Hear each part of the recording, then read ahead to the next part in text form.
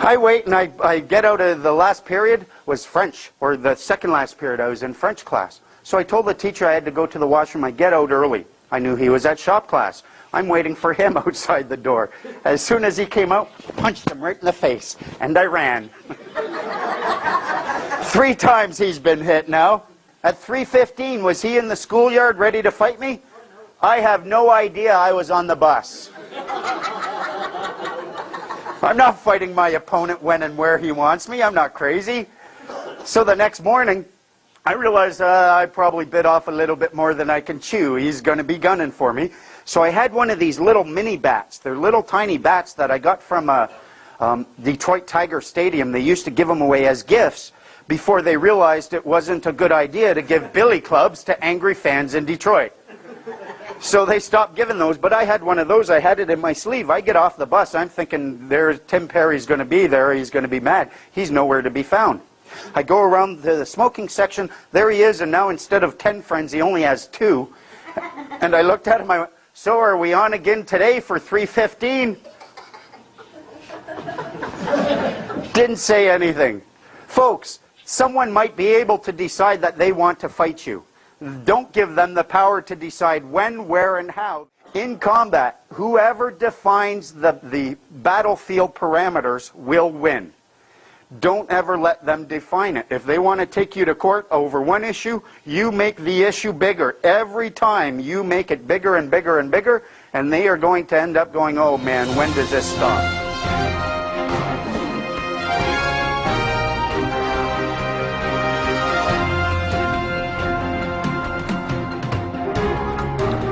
Hello and good day. Robert Menard, your Woodshed News correspondent. Fraud charges are pending against a major charter bank after an extensive investigation initiated by Pavlo Papadakis after the bank tried to sue him on an outstanding student loan. The sharp-eyed and intelligent man noticed that the original liability-creating document was unaccounted for and possibly sold or otherwise discharged.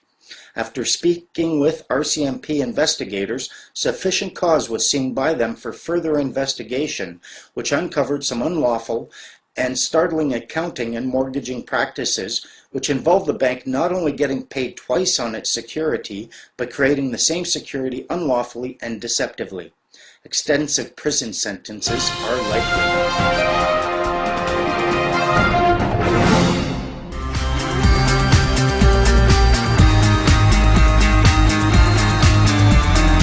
Maybe there's some things happening here that I should become aware of. Don't think for a moment that you're going to find answers from some man or woman when, in fact, all of the answers are in your own heart to begin with. That is where you have to really look. Now, for those of you who here has never seen Bursting Bubbles. No one? You haven't? Haven't seen The Magnificent Deception? No. Okay, quick little recap. In Bursting Bubbles, what I tried to teach was that you are not a person. Generally speaking, when we refer to a person, we're referring to the living, breathing human being. However, legally speaking, you are not a person, you have a person. It's like you are not your shirt, you're wearing a shirt. Your person is that legal subject or substance of which the rights and duties are attributes. It exists in association with you, and it is what allows the people in the government to govern you. Because they're never governing you, the human being, they're always governing your person. This person can only exist in association with you if you consent to it, and therefore they can only govern you when you consent. It's a great big fat out that they gave you. The other thing we learned in Bursting Bubbles was that statutes are not laws. A statute is not a law. A law is something that you cannot get away from. A statute is something you can get away from, because a statute, when you look it up, it's the rules of a corporation. In The Magnificent Deception, the fundamental thing that I was trying to teach people is that your social insurance number means you are a government agent. You are employed by the federal government as a government agent. The courts rule that payment into a pension plan is evidence of employee status. Only employees pay into a pension plan. If you want to pay into the Canada pension plan, you need a social insurance number. They used to call it unemployment insurance. Now they call it employment insurance because they ensure you are always employed. If you go to the federal government and you ask them, what is this number? You know what they identify it as? An employee identification number. Where do you get your employee identification number? You go to Canada, Human Resources Canada. Believe it or not, what they have done is they have tricked everyone into becoming an employee of the federal government, and now the rules that are made just for employees of this corporation or of the federal government are applicable to you because of that reason. If you are not an employee of the corporation, how can these rules apply to you? That's one of their big tricks, is they got you all to become employees of the government. Now the government, if you do a little bit of research, look up on the Security Exchange Commission in New York. You will find that Canada is registered as a corporation.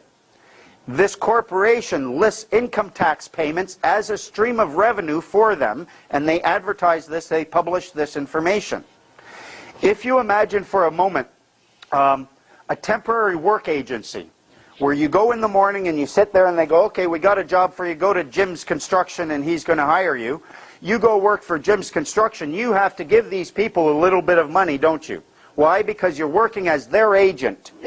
Same is true in the federal government. When you go and you give them your number, your social insurance number, and you work under that, you are being hired as an agent for the federal government or as an agent of the federal government, and it's the federal government providing that employer with these services. You've got every right in the world to say, I don't want to give you that number, I just want to engage in a contract with you. They don't want you doing this because it's all about control. And if I can trick you into being an employee instead of an owner, I get to rule you with the employee's rules. Imagine for a moment I write a book on the rules of hockey. I have not invented the game, I have not invented the rules, but all I did was I codified all of these previously existing rules, and I put it in a book called Rob's Rules of Hockey. And I see you playing hockey. Can I come up and say, you're following my rules, therefore I'm in charge of you? No. The rules existed previously. The same is true with the Criminal Code of Canada. If you distinguish very carefully, read the Criminal Code, you will find that there are sections that refer to everyone who. And then there are other sections where it's dealing with, say, firearms or Controlled Drug Substance Act or the Income Tax Act. It says any person who. So they distinguish between anyone or everyone and any person. Those sections that deal with everyone, you will always find there is a component of harm. You have to either harm another human being, damage property, or use some form of fraud in your contracts. Those sections will always apply to you, but they also apply to the government. The other sections, every person, you're going to be able to walk away from that, say, I'm no longer a person. Now, these sections in the Criminal Code that refer to everyone, they refer to the government too. And these are the tools that you will use to bind the government so that they can't act like bullies over your life. But you have to be able to distinguish between these. There's a maxim in law that says, he who distinguishes well will learn well. If you can't distinguish between a person and an everyone, you are going to be lost in the forest. What we found, these are the key sections that I found in the Criminal Code of Canada, which will give you your remedy against the government and allow you to say no. The first one, one of the most important, is Section 15 of the Criminal Code. Who here knows what that says? No one?